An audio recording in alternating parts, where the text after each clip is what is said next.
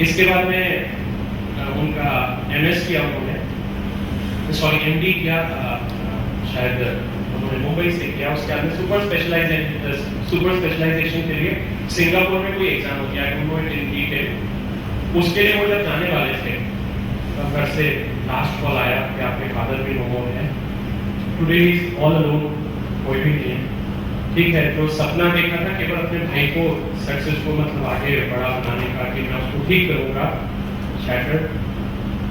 आज लाइफ में कोई मोड़ नहीं है। और आगे की बात बताता हूँ, उनकी फिर शादी हुई, उनकी वाइफ है, वाइफ गायनेकोलॉजिस्ट है, पर प्रेगनेंसी के टाइम पे उनकी वाइफ की आंखें भी चली गई, because of some I don't know कुछ कॉम्प्लिकेशन रहा होगा। बस ये बात आपको बताना चाहता हूँ कि लाइफ में एक एक लम्हा इतना इंपॉर्टेंट होता है कि हम नेग्लिजेंट नहीं हो सकते। द रीजन, हमसे जो एसोसिएटेड लोग हैं, हमारे फैमिली मेंबर्स, हमारी लाइफ बहुत लंबी है, हमको बहुत जीना है, बहुत काम करना है, पर उन सबको जो हमने सपने दिखाए हैं, आपको उनको एक लिमिटेड सब टाइम में उनको लाकर देना पड़ेगा, क्योंकि सबकी उल्टी गिनती चालू है। तो इसीलिए जो चीज आप 11th क्लास वाले बच्चों से बोलूंगा, जो आप अभी कर सकते हैं कर डालिए, क्योंकि आज का अगर एक लम्हा गुजर गया तो ये वापस नहीं आने वाला। जो IOI वाले हैं उनको बिल्कुल कमर कस देनी चाहिए कि नहीं, मुझे अभी करना है, आपको इस साल सिलेक्ट होना है, आपको 2009 अप्रैल 5 में उस दिन आपका रिजल्ट आपको ऑल इंडिया PMT में क्रैक करना पड़ेगा। जो ड्रॉपर्स हैं उनके लिए तो मैं बोलूंगा बिल्कुल चांस नहीं है। आपने एक गलती कर ली है, अब अलाउड नहीं है, you have to keep on moving, आपको आगे बढ़ना पड़ेगा। Your family needs you, your dreams needs you, and this country needs you. आप जैसे अच्छे डॉक्टर्स की जरूरत है। जो मेरे भैया की मैंने बात बताई, इनकी लाइफ में मैंने अगर एक चीज देखी थी तो वो था अनुशासन। मैंने उनको किसी भी दिन एंजॉय करते हुए नहीं देखा, मैंने पूरे MBBS के दौरान उनको कभी पिक्चर जाते हुए नहीं देखा। He used to study and study only, अनुशासन। और ये वो चीज है जो एक व्यक्ति को इतना महान बना देती है, इतना डिफरेंट बना देती है कि बस वही चीज मैं आपसे भी एक्सपेक्ट करता हूँ। अनुशासित रहिए, खूब मेहनत करिए, डिटरमाइंड रहिए, अपने सपने को अपने से ओझल मत होने दीजिए, रात दिन लगे रहिए। कुछ अनुशासन से रिलेटेड GT की जो बातें हैं वो आपसे बोलना चाहूंगा कि I am not feeling emotionally well, but then to in GT what kind of discipline we expect from you people, that is always written over here। मैं एक एक करके आपको एक्सप्लेन करना चाहूंगा। मैंने शुरू में एक बात बोली, क्लास में हमेशा सिंसियर स्टूडेंट्स के साथ बैठें, और मैं तो बोलूंगा जहां तक हो सके अकेले बैठें। अकेले मतलब ये नहीं कि मेरी मैच मेरी है, ठीक है, अकेले बैठने का मतलब होता है कि मैं भीड़ में भी हूँ तो भी अकेला हूँ, मेरा टीचर है, मैं हूँ और कोई भी नहीं। ये एटीट्यूड बहुत ज्यादा रिक्वायर्ड है। क्लासेस को कभी भी मिस ना करें। एक तरीका होता है, कभी घर में कोई जरूरी काम आ गया, हम बीमार हो गए, मैं आपसे वही बोलूंगा, आप मत तो नहीं गए ना। आपको अगर बुखार है, बुखार में आपकी सुनने की क्षमता तो नहीं चलेगी, आपको मोरली इतना स्ट्रॉन्ग होना पड़ेगा। ये छोटी मोटी चीजें होती रहेंगी, डॉक्टर जब बीमार पड़ने लगे तो उनका इलाज कौन करेगा। कुछ भी हो, take care of yourself, but do attend the classes regularly throughout the year. आपको पूरे साल भर हर दिन क्लास अटेंड करना है, और अगर कभी आपको कुछ एक्स्ट्रा भी अटेंड करना पड़ रहा है तो आइए और बोलिए हमको और पढ़ाओ, हमको और पढ़ाओ, हमको इससे भी आगे बढ़ना है। Need more. एक चीज और देखी जाती है, ब्रेक्स होते हैं 2 लेक्चर के बीच में। हम कई बार बाहर पानी पीने चले गए, नीचे समोसा खाने चले गए, कोल्ड ड्रिंक्स पीने चले गए, टीचर आ गया, लेक्चर स्टार्ट हो गया, हम 10 मिनट बाद आ रहे हैं, 5 मिनट बाद आ रहे हैं, 2 मिनट बाद आ रहे हैं, टीचर के जस्ट पीछे पीछे आ रहे हैं। It's not good, it's seriously not good. You should always be before teacher in your class. आपको क्लास के अंदर टीचर से पहले होना चाहिए, होना पड़ेगा, क्योंकि किसी भी लेक्चर की जो शुरुआत होती है वो सबसे इंपॉर्टेंट होती है, क्योंकि वहां पर टीचर पिछली जगह पर जहां पर छोड़ा था और आगे जो वो इनिशिएट करने वाला उसको बांधता है, और वो उसके अटैचमेंट को समझाता है कि पिछला लेक्चर अब इस लेक्चर से किस तरीके से ब्लेंड होने वाला है, अब हम कौन से टॉपिक को आगे कंटिन्यू कर रहे हैं या कौन सी नई बात करने वाले हैं जिसका पुराने वाले से क्या रिलेवेंस है। So that way never do this, please move on. 2 lectures के बीच में आपका, जैसे EOI वाले स्टूडेंट से बोलूंगा, आपका 15 मिनट का ब्रेक होता है 11:30 से लेकर 11:45 तक, ठीक है। ये ब्रेक के अलावा बीच में जो ब्रेक्स होते हैं, ब्रेक्स तो नहीं बोलूंगा, they are not official breaks. 10 बजे आपका लेक्चर छूटा, 10 बजे आपको दूसरा टीचर आ जाएगा। इस बीच में डोंट गो आउट, आपको पानी पीने जाना है, टॉयलेट जाना है, होकर आइए, जल्दी से बैठिए। और इस बीच का जो समय है, इसमें जो टीचर ब्लेंडिंग कराने वाला है पिछले लेक्चर से द कमिंग लेक्चर, इसको समझिए। तो एक बार क्लास के नोट्स को रिवाइज करिए। जनरली टीचर जब क्लास में आते हैं होते हैं कि पिछले लेक्चर में आपको कहीं पर कोई डाउट तो नहीं, कहीं पर कुछ चीज अधूरी तो नहीं रह गई, या आपको अगर कुछ सजेस्टेड रीडिंग दी गई है उसमें कोई प्रॉब्लम तो नहीं है, तो एक बार रिव्यू करिए उस चीज को और उसी समय टीचर से पूछिए। सो ये वाली बात पर भी आप ध्यान दें। अगर आप अकेले इंडिविजुअल होकर बैठेंगे तो आपका ध्यान हमेशा टीचर की तरफ होगा, आपके ब्लैक बोर्ड या ग्रीन बोर्ड जो भी आपकी क्लास में उसकी तरफ होगा, पूरी तरह उसी तरफ ध्यान रखिए और इतने सजग रहिए कि आपके मन में कोई दूसरा ख्याल भी नहीं आना चाहिए। You, your teacher, your subject, the portion that is being taught at that moment, nothing else.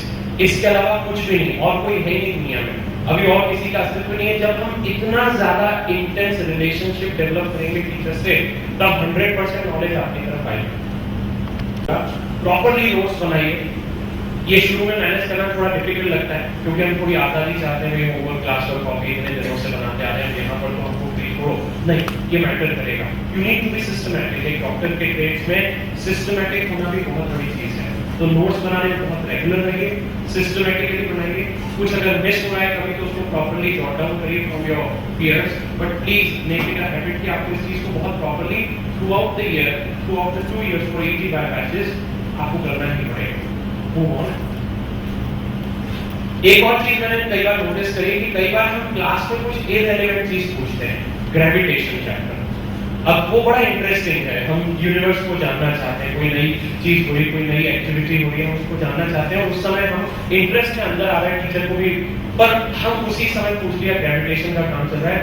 अभी आपका मूल उद्देश्य आपकी परीक्षा को क्लियर करना है और किसी भी चैप्टर को अगर आप पढ़ रहे हैं तो परीक्षा के मुताबिक पढ़ना है, न उससे कम न उससे ज्यादा, थोड़ा सा उससे ज्यादा चलेगा, बट आप बिल्कुल इररिलेवेंट चले गए। हबल टेलीस्कोप वर्किंग, वोयेजर कब भेजा गया था, वो अभी कहां तक पहुंचा होगा, आगे का मूवमेंट कैसा होगा, अभी कोई एक स्टेलर एक्टिविटी पाई गई अमेरिकन ने देखी थी, उसका क्या हुआ, वो कैसा है, प्रीवियस ईयर किसी साइंटिस्ट ने Newton second law of motion को अपोज किया था, वो कौन है, उन्होंने क्या अपोज किया, जायरोस्कोपिक इफेक्ट क्या होता है, कोरियोलिस फोर्स क्या है, हमें मतलब नहीं। हमारी एग्जाम में जब उसका रेलेवेंस नहीं है, जिंदगी पड़ी इन सारी चीजों को जानने के लिए।